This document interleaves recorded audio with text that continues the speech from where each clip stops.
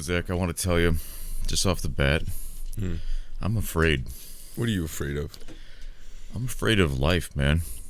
I'm afraid of a lot of things. When I think about it, there's actually a whole lot of fear in being alive. At least, I want to say obviously just for me, but I feel like I detect it in all humans all the time. And it's not just apprehension, although that's part of it. Like when you meet a stranger, or even when you meet, it's funny. You ever feel apprehension even when you see like an old friend or a. Oh yeah, for sure. I'm like, if I've interacted with someone in a while and it's unfamiliar at this point, even if we were once close friends, there's that point where it's like, oh, how do I interact with you again? Like, and it's like, I forgot what mask I was wearing, almost. Yeah, that is true. It's like with me, I resurrect the persona I last established with that person, let's say, and it's often inaccurate, or at least what's a proper word? Not inaccurate, but just like not proper. Yeah, well, because it's no longer who you were. Well, I wouldn't call it disingenuous because it's not intentional. I mean, I'm not intentionally trying to be false, but it's not proper anymore for the situation, right? It's like you see a friend you haven't seen in like 5 to 10 years, and they've changed, right? And it's funny at first when I apply that old persona that I used to have with them, and I notice that they're different. I feel at first like I haven't changed, even though I have. Yeah. You get that? You understand what I mean? I know what you mean. So that's like a weird kind of small fear too. Is like, oh, is my friend gone? Is our bond gone? And that goes for family members as well. Yeah. And I don't know. It usually the case. Usually it's the case that there isn't. There's still a friendship there or something. Yeah. To call a friendship, But you really do. I feel like you do need to be close. This is morphing into like relationships, but yeah, that's fine. I feel like you do need to be close or near people to really keep a relationship strong. I guess that makes sense. Yeah, there's like a minimal hours that you have to spend with someone to create different levels of friendship. What do you mean minimal hours? Like somebody measured this and decided? I don't remember what they are, but yeah, I've seen a couple videos on it before where it's like they've done studies on how often you must have interactions and also how much of a quality that interaction has to be. So either you can have a bunch of like small quality interactions, or you could have fewer high quality interactions. And that by quality it means the level of interaction. So like texting, right? Like that's a low quality interaction. But I mean, if you text like all day, every day, you're going to build a bond because eventually something personal about you is going to come out, and that's how you create bonds and how you trust and things like that. That's interesting because it makes me think of like the internet in the early days, and I made friends online through chat rooms or through video game and sometimes video game chat rooms, and I can think of one or two of them that I actually got to meet, but it wasn't until like a decade later. So I've been gaming or talking with with these guys. And we feel like friends, but it's funny because in my head I have an image of what they look like, and that was strange to me, especially with the one guy, Lawrence. He passed away, but he was a much older man. I didn't realize it because I was when I first started gaming online. I think I was my late teens or something like that, right? Mm-hmm.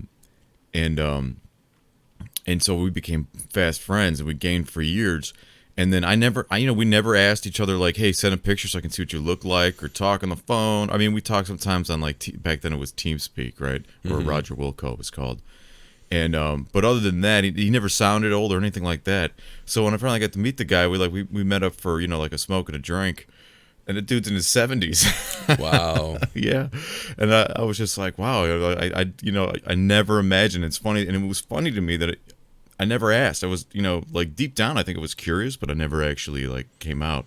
But ever since then, now I'm curious about people I meet online. Like, I've got to know like more details about them. Do you feel like that's so you feel like now that you've had that experience, you ask for more details? Yes. Yeah. Okay. Just it comes out naturally now. It's like, you start talking because now, back then, chat was actually text chat. That's what made me think of it. Right. So like most of our conversations were through text. So when you do that, if you've never spoken to the person or seen them, your brain just has to, for sanity's sake, Yeah, it creates some kind of it draws someone for you. Yeah. So I thought, I don't know, that was just an interesting observation, I thought. Yeah, no, I was gonna say I wonder if it's like a male female thing, because like I feel like whenever I find out, say like one of my friends had like a baby or something, and my mom's she always asks me like, well, what's the height and weight, when was it born, what's the time, all this other like small detail stuff. I'm like I don't know, man. I like it's a happy boy, you know. Yeah, it's alive. It's alive and it's a boy. That's all. It's the most I needed. It's screaming, so it wants life. I don't remember the name, but it's okay. At what point does a child's name matter to you? You know what I mean? Like, at what point does a person's name matter to me? Yeah, that's a better question. Because it takes a long time for me to actually remember someone's name. I hate that. I really do bristle at that, because I feel like I've ruined possible relationships with certain, with people over the years, because I was just terrible at remembering their name, and it just, I don't know, I don't get that. Yeah, especially if you only see them like once every or like twice a month or something like that. If it's like kind of like sparse, and it's like, oh yeah, you're I don't know your name. It's like now you feel weird about that's asking forgivable. the name. Like if like actual time passes like a month, I'm talking about people I would see like every week, like once a week, and I would just totally forget their name. And it's naturally chauvinistic. Like it's much worse with women than it is with men. Yeah. And really? I don't choose that. It just happens. It's so weird, because I'm the opposite. I'm like I learn female names quicker than I learn male names, mostly because I'm usually interested in the girl. Oh, they're gonna say, because most of them are around women. Well, but they're around me. That's also true. There's more women in my surroundings than men at this point. But it's all right. It's just a thing. It's neither good nor bad. But do you notice that, like, even just over what we've been talking about so far, there's like little fears behind the scenes in everything that we do. We sort of just always live in like a manageable amount of fear. I guess you could call it stress, but there's stress is more of like the soup of what and fear is like an ingredient. Yeah, but I feel like that's how you're doing something right, if you have a little bit of fear, because that means you have something to lose. So if you have something to lose, you're risking it for a purpose. That's true. You can't have dignity without fear. If you don't fear anything, where's your dignity, or where's your honor, for that matter? Yeah. I think that's you often hear it's said. That psychopaths, for example, have no emotions. I don't really think that's totally true. I think, because not that I've dealt with a lot of psychopaths, I'm sure there's plenty that don't have emotions. But like when I watched the Iceman tapes, right? Like that professional like mobster that was a killer, a hitman.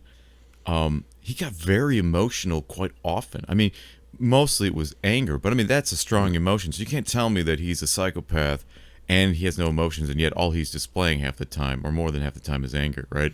So really, I think what he to me, when I was watching his interviews, was that he lacked honor.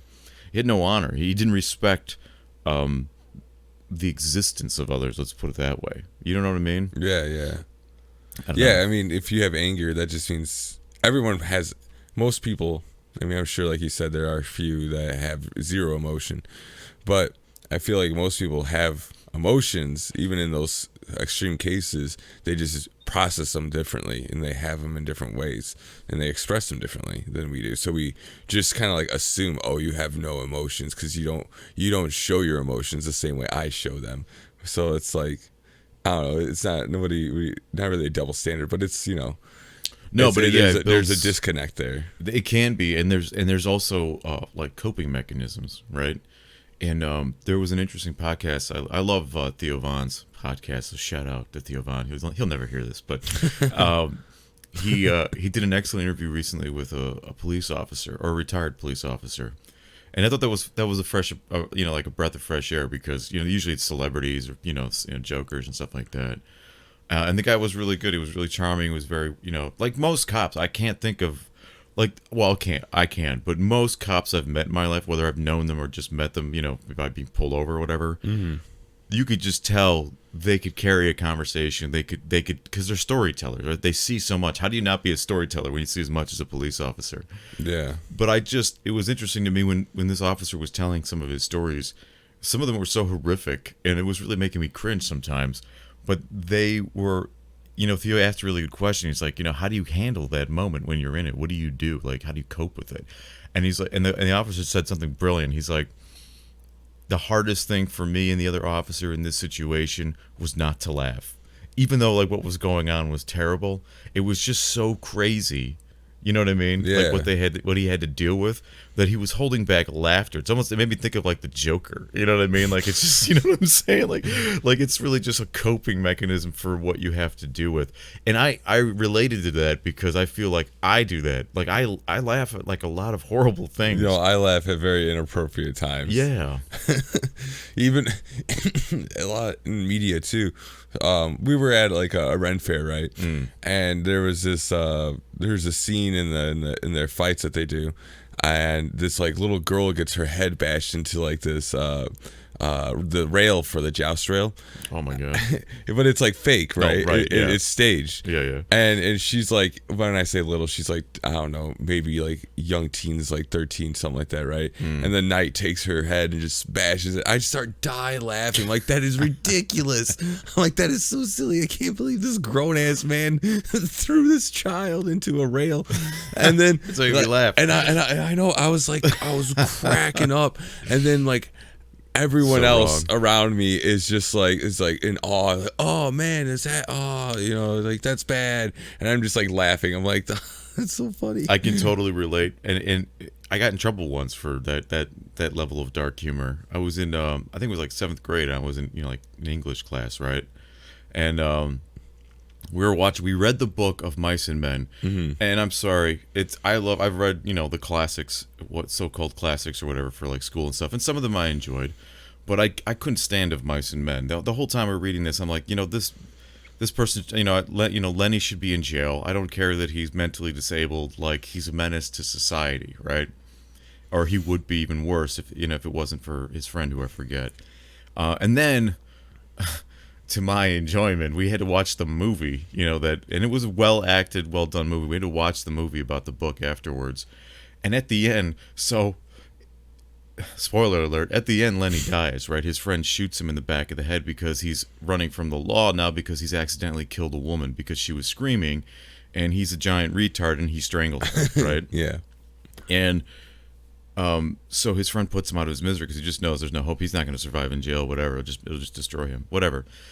But when I read the book, that scene was actually pretty sad in my mind because I wrote it differently, right? I directed it differently. When I watched the movie, it just something about how that scene was carried out. I just burst into laughter, and that was in the middle of a dead silent classroom of kids that were like half to tears, and some were, right? And I just I just burst out laughing, and I got the dirtiest looks from like the other kids in the classroom. Like they just wanted to kill. They wanted me dead. I could just see it in their eyes. Like they were so mad at me for being that insensitive, and the teacher was too. So she sent me to the principal's office, and I got detention for laughing at the conclusion of Mice and Men. How did your parents react to that? I don't think I ever told them that. I got in detention all the time, so they're just like, well, whatever you did, you deserved it, because I drove them nuts. And my parents, both my mother and my father worked 16 hours a day. My mother worked 12, 14, 16 hours a day, and that's like with commuting and everything.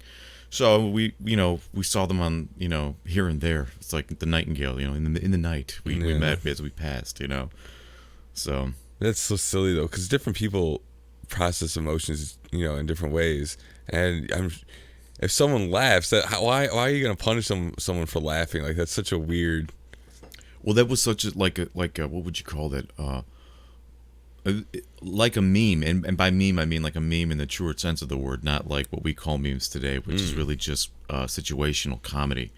That kind of bothers me as a word Nazi, but anyway. But the meme was that I didn't conform to the group's decision of what the structure should be, because the word meme is really more of a scientific term, right? It comes from like the structure in lattices of like genes and things like that. At least that's where I've seen it used most originally.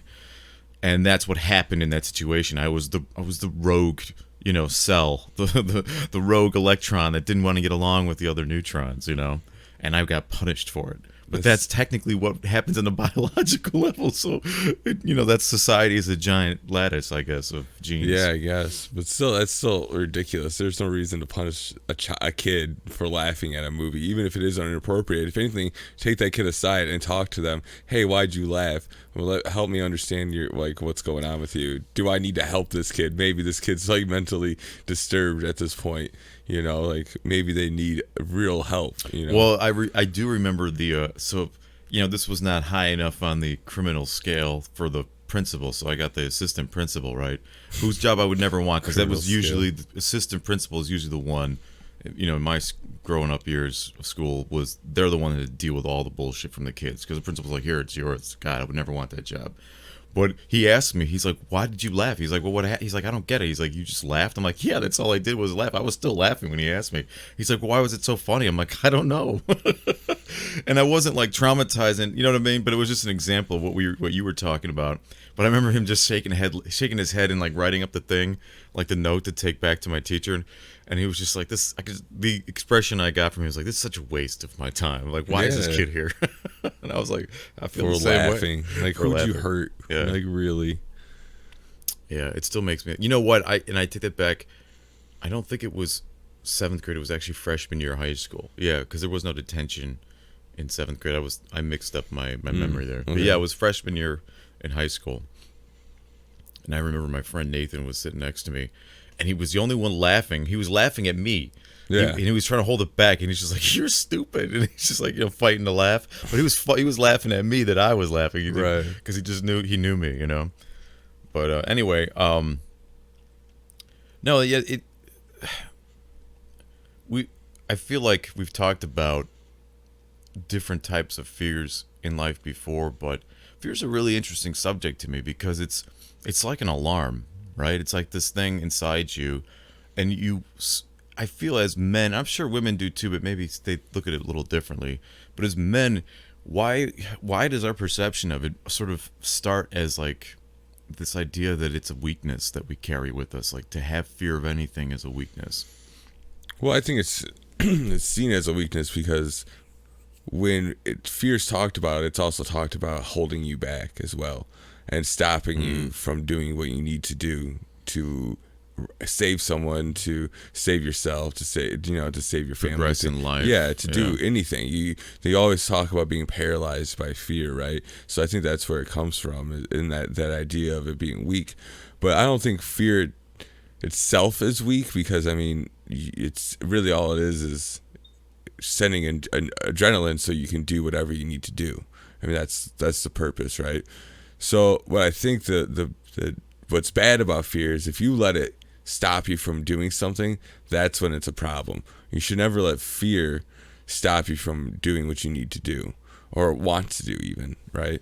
What if fear is telling you to run, or to back off and not do something that you want to do or you feel like you should, and maybe not naturally should, but just pressure from peers or things like that? Well, I think that's why we have a rational brain as well as an emotional brain, right? So you can have those initial reactions and, oh my God, that was startling, I don't want to do this. But you can also rationally think, well, I need to go do that. Regardless of the danger, I still need to go into this situation and, get done what needs to get done.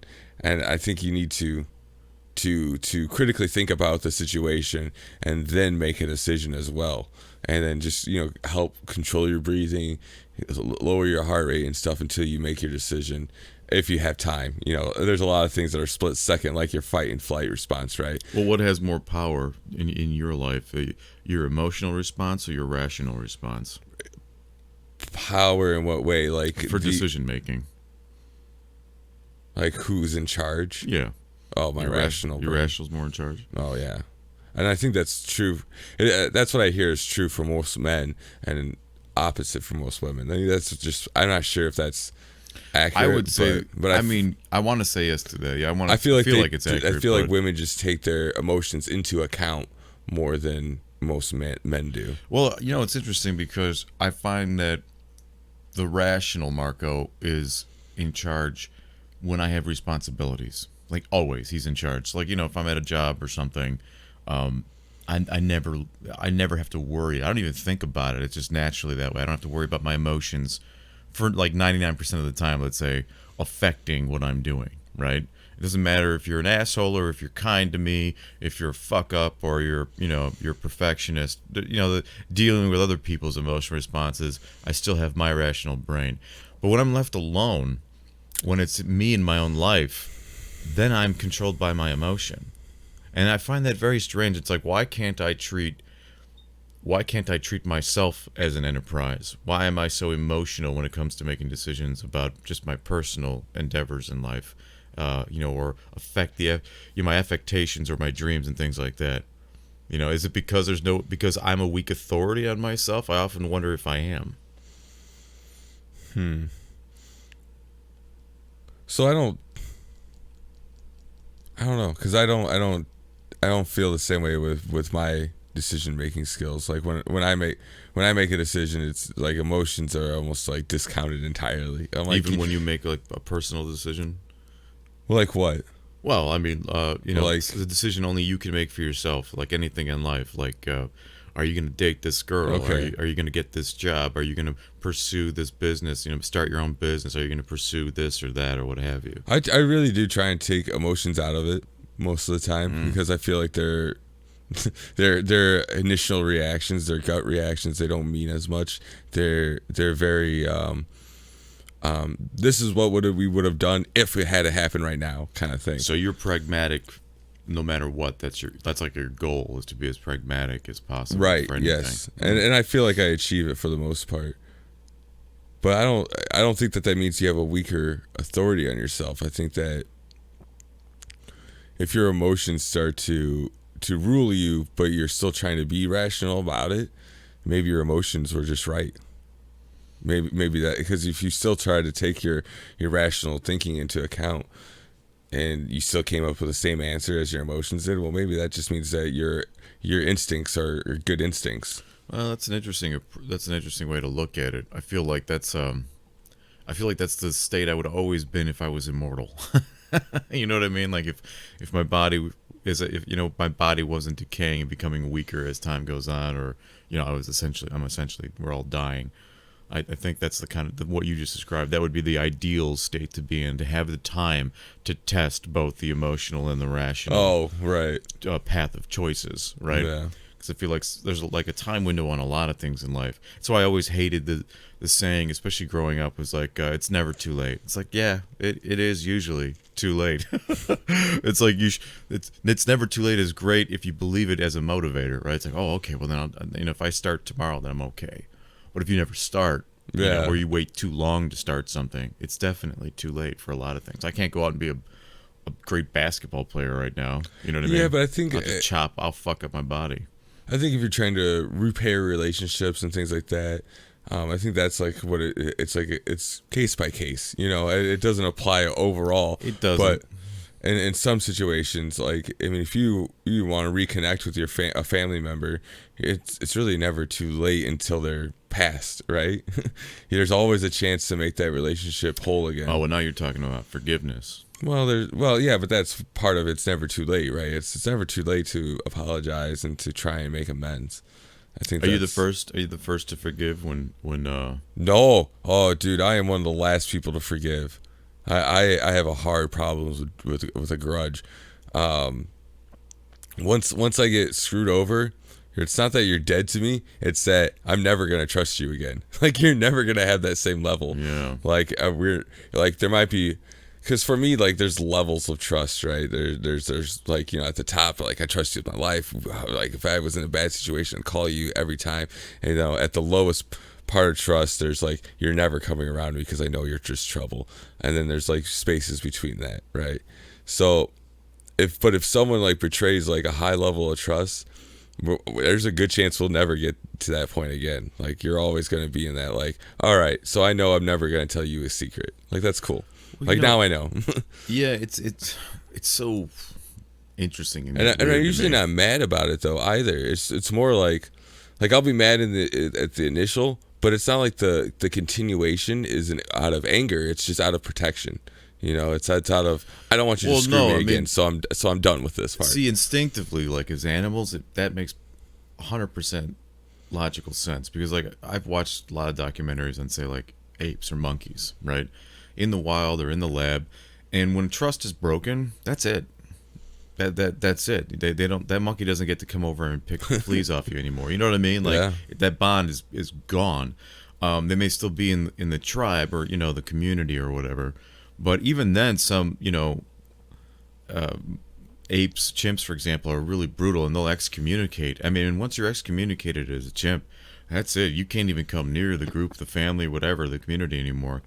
But with humans, because we have a more advanced system of morality, because morality isn't just about emotions, right? Society Morality affects society in both in economic ways and just really everything that we do. So I find that forgiveness, even to something that has been a great wrong, can be really important. So like the example you gave is like, yeah, I get that. Like if a trust is someone really wrongs you, let's say emotionally, they're not physical because usually it's emotional, right? Right. Like In today's if a age, friend yeah. punches me, it's like we'll probably get over it. You know Yeah, what I'm saying? no, We'll figure it out. it's so funny. You're totally Yeah. right, though. It's like Yeah. if you just like if I did some shit and you hit me, and then like I would be like, what the fuck? I'd be like, You'd be like, there was a then, reason. It's kind of like it's almost like an exchange, right? Like you put something off a shelf and then you paid for it. You know what Yeah, I mean? yeah, exactly. But if you like fuck with my life, that's like Your way character, worse. yeah.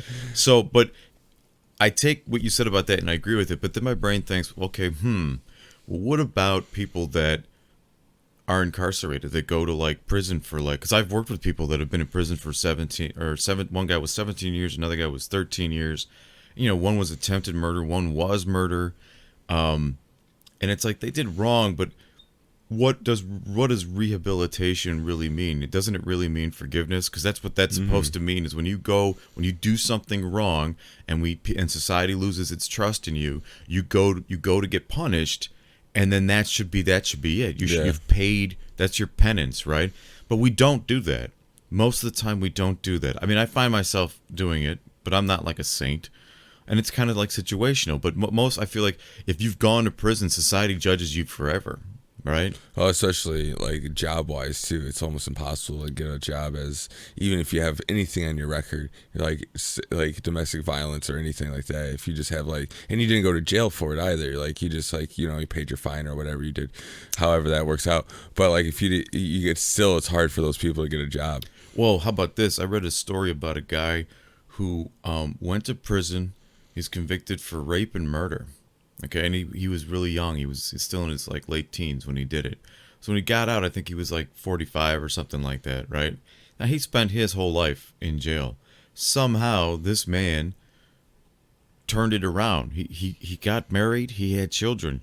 He was and the story goes he was a great father. He taught like little league and stuff for his kids, and he had 2 kids on top of that, and a dog, and it was like the typical American dream like family, right?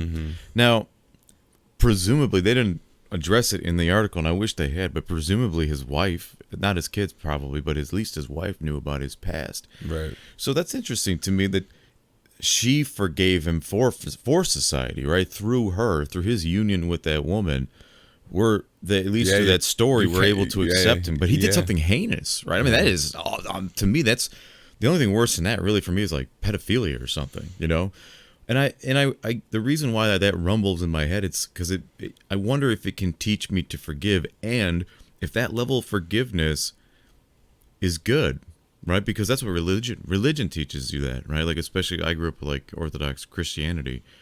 And that's like if I could pick one lesson that was drilled home over and over and over again, was forgiveness. Yeah, forgive those that trespass against you. No matter how vain or not vain, but how terrible, how vehement their crime was against you, you must learn to forgive them. And I have to admit, like it sits with me. It does sit with me as being a really good, positive thing. If I had to pick the best thing about religion, I think it would be the the moral of forgiveness. Yeah. Yeah, and they're so accepting too in most cases of like, any church. They just want you in. They want you in their club. Yeah, I mean, But when it comes to like criminals, I don't judge them any harsher. I don't think. Well, actually, I probably would. I would probably like give them like I would already be more standoffish if I knew someone was a criminal, like had been tried and like convicted and all that stuff. I would just be apprehensive. Is all I mean, really. I'd be like, Sure. all right, is it okay? But I wouldn't like just write them right off. I would wait for them to wrong me somehow, right? Until I like. yeah, that's true. I find I'm the same way. You really have to wrong me personally. Like, I don't like judging people through others. That's why, like, I know I have some family members, even one or two close friends that are, they don't like it that I'm just not automatically on their side about hating someone, for example. Yeah. Like an ex or something. It's like, well, dude, I can't. We don't have brain transfer yet. Like, until you give me those memories and it upsets me, then I feel like I've been hurt. Then I can't agree with you. Right.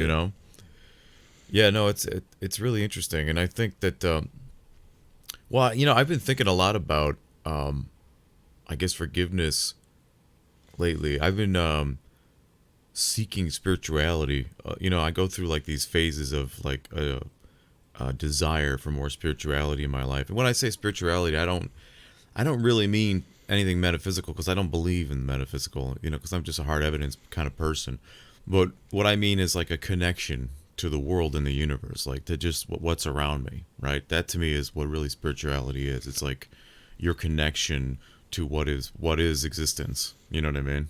And what do you mean by strengthening that connection? Like feeling like you belong, or what? Well, yeah. I mean, here's the thing. So like, I get there's a really good argument I've heard people make about leaving religion or becoming an atheist, right, or even an agnostic. Is that you lose your spirituality, and I understand that. I think that is very true. It's like one thing I really disagree, even though like I consider myself an atheist or agnostic. I really disagree with like atheist speakers who just want to rip you out of that existence. They want you to just come right out of. They're just going to shit all over religion.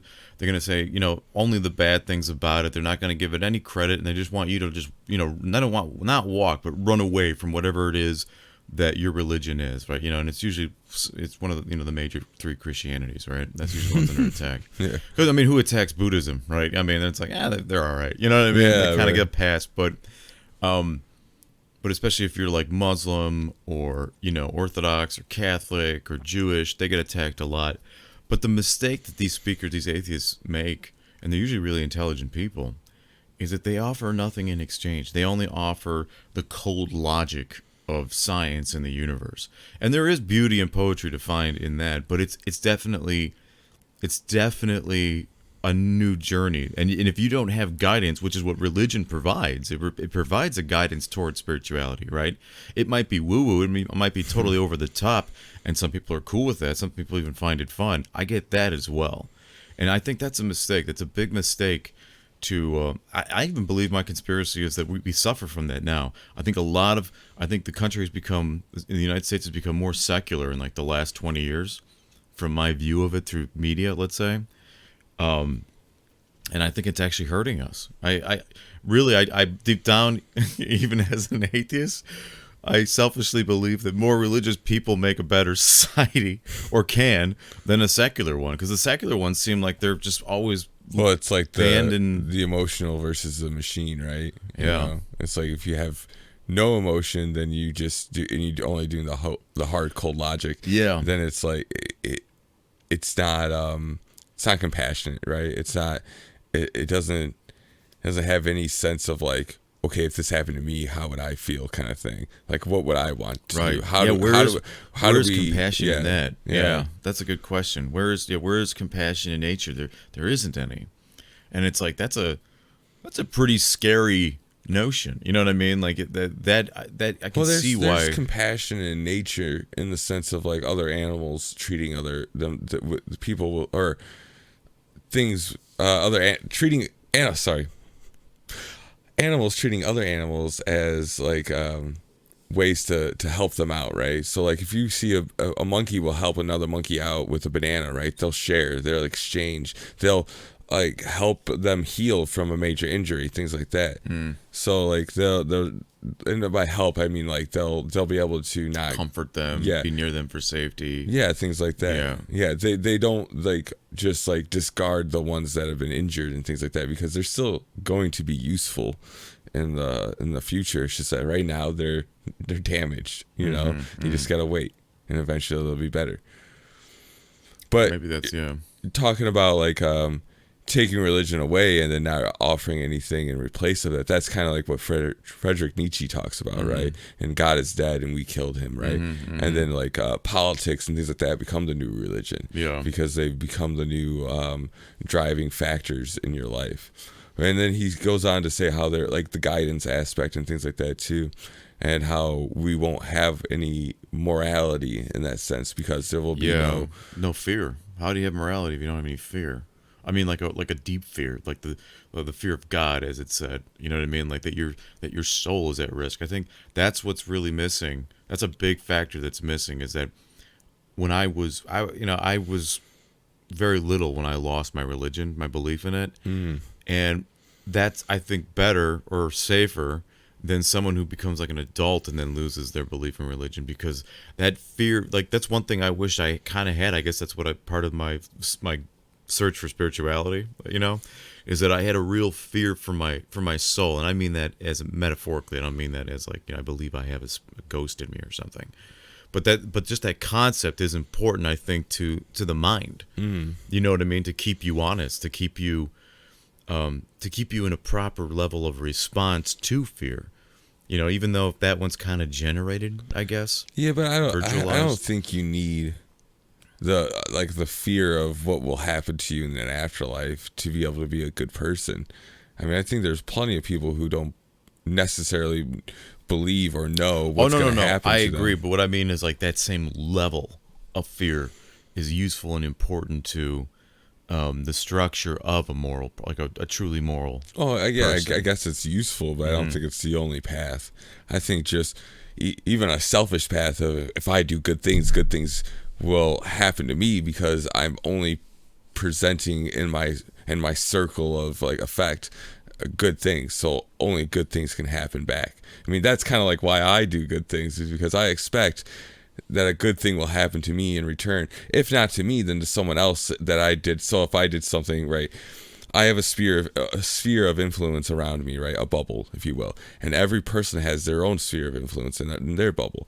So if I affect that person, they affect someone else. And eventually, if it doesn't even come back to me, it's at least making it easier for someone else, you know? So that's why one of the reasons I do good things. Also, I was just taught to be a good person by my mother and father, and that, you know, those morals and beliefs are kind of ingrained into me. But like the way I rationalize why do I do good things is because I want good things to happen to me. You know, if I'm always helping people out, always doing the extra mile, I'm the one that's going to get the promotion. I'm the one that's they're going to look at, because I'm the one that's most present in the mind in a positive way. I guess that's the least. I don't know, it's like inherently good, but it sounds like the least offensive way to live, and you do generate goodness for others, so it is moral. You know, my grandmother helped raise me, and one thing she always said was, and she still says it to this day, is do a good deed every day. Doesn't matter what it is. I don't know why, but that really stuck with me ever since I was a kid. When she told me that, it just felt like, I think it sounds like a challenge too, yeah, it right? sounds like a challenge, and I like challenges, so I still do that to this day. Like every day I do something, even if, you know, what's cool is it doesn't have to be a big thing. Every now and then it is, but usually it's just something really small. It's like holding a door for someone, you know, or maybe like a step up from that, you know, like a compliment to someone that needs it, or a little bit of extra help to someone that needs it. And I don't mean like money, but I mean like, you know, like giving a hand, that kind of shit, you know. And I don't know, maybe what you said made me think of that. Do you think I think that's a good thing. If everybody did that, wouldn't the world be a better place? If we just try to do good to help. If everybody just tried to do one good deed every day. Oh, yeah. I mean, because then it's compounded, right? It's like if everyone's doing at least one good thing, it has to be you know, it has to spread, just because of I don't know, the nature of it, right? I don't really know why I think that way. Maybe it's because of like the idea of karma, right? But I don't know. I just feel like if you put good things out, it's not that only good things will happen to you, but it's more likely good things will happen to you because you're in a better mood. You're more open to those things. You're just more accepting of positivity when you yourself are trying to be positive. I agree.